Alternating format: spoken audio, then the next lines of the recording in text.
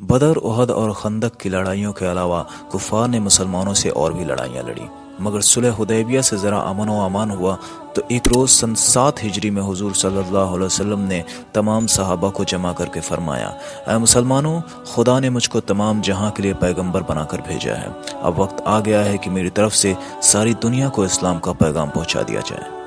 उस वक्त अरब के शुमाल में रूम, मशरिक में ईरान, मगरिब में मिस्र और हबशा वगैरह सल्तनतें कायम थी। यहाँ बड़े बड़े बाइक़्तिदार बादशाह हुकूमत करते थे। हुजूर सल्लल्लाहु अलैहि वसल्लम ने उन सबको और अरबों के बड़े बड़े तमाम रईसों को ख़त लिखे, जिनमें उन्हें इस्लाम कबूल करने की दावत दी या ख़त अपने सहाबा इकराम के ज़रिए भिजवाए।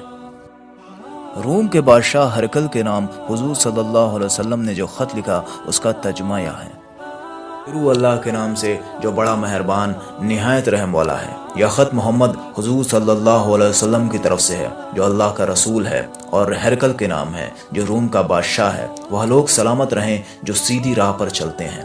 मेरी दावत यह है कि मैं तुमको इस्लाम की तरफ बुलाता हूँ।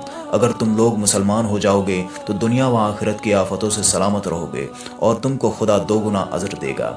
अगर तुमने इनकार किया तो तुम्हारी रियाया का गुनाह भी तुम पर पड़ेगा। ऐ अहले किताब, तुम एक ऐसी बात की तरफ आ जाओ जिसके लिए अल्लाह ताला की तरफ से हमारे और तुम्हारे लिए ठीक ठीक एक ही हुक्म है, यानी हम अल्लाह के सिवा किसी दूसरे की इबादत ना करें और उसके कामों में किसी चीज़ को भी उसका शरीक ना ठहराएं, और अल्लाह के सिवा खुदाई का दर्जा हम अपने जैसे किसी बुजुर्ग इंसान के लिए तजवीज़ ना करें।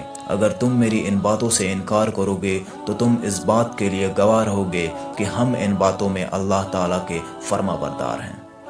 हरकल को जब यह ख़त मिला तो उस वक्त वह बैतुल मुक़द्दस में था। उसने अपने मुलाजिमों को हुक्म दिया कि अरब का कोई आदमी मिले तो ले आओ। इत्तफ़ाक़न अबू सुफियान तिजारत के सिलसिले में उस वक्त रूम में मौजूद थे।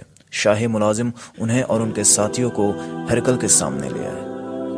हरकल ने अजीम और शान दरबार लगाया, ताज पहनकर तख्त पर बैठा और अबू सुफियान और उनके साथियों से कहने लगा, अरब का जो शख्स नबी होने का दावा करता है, तुम में से उसका रिश्तेदार कौन है?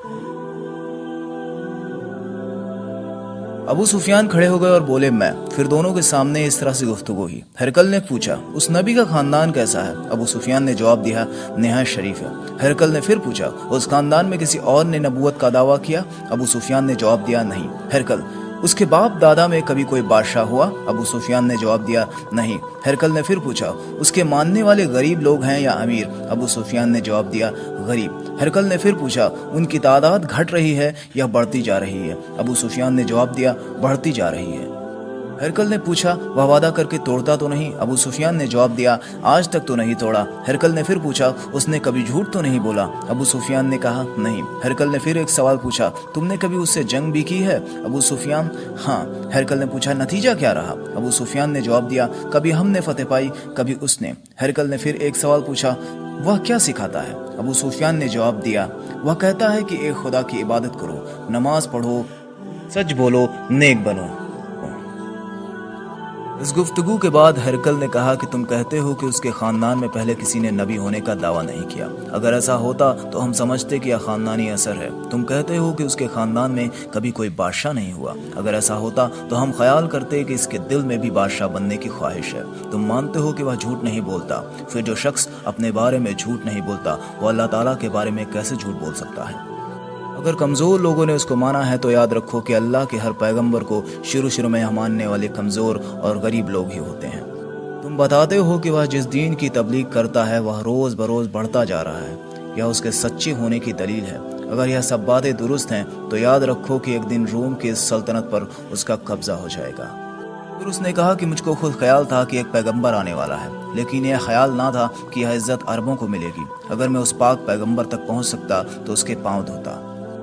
इस तकरीर के बाद हरकल ने हुक्म दिया कि हुजूर सल्लल्लाहु अलैहि वसल्लम का ख़त मुबारक पढ़ा जाए।